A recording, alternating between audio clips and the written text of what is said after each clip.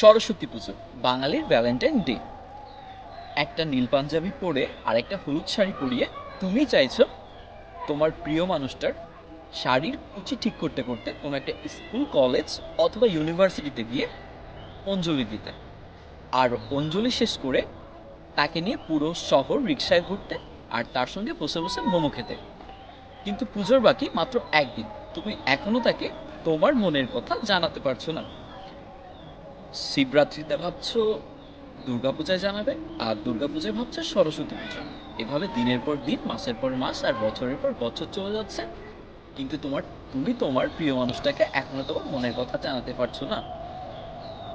এভাবেই হঠাৎ কোনো একদিন বাসন্তী পঞ্চমীর পূর্ণিমাতে তুমি দেখছো তোমার সেই প্রিয় মানুষটার শাড়ির কুচি অন্য কেউ ধরে আছে, আর তখন জেলাসিতে তোমার বুকটা ফেটে যাচ্ছে।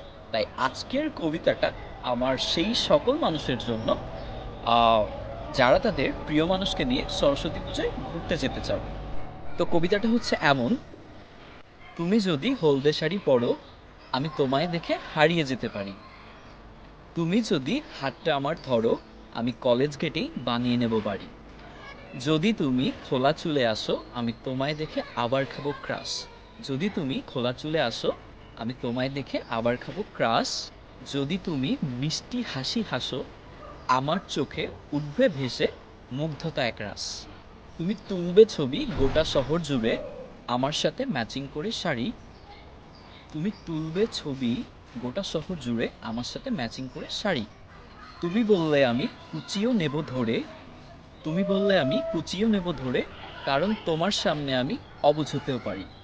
তোমার সাথে মিলিয়ে দিয়ে মন আমি জেলাস হয়ে থাকবো তোমায় ঘেঁষে।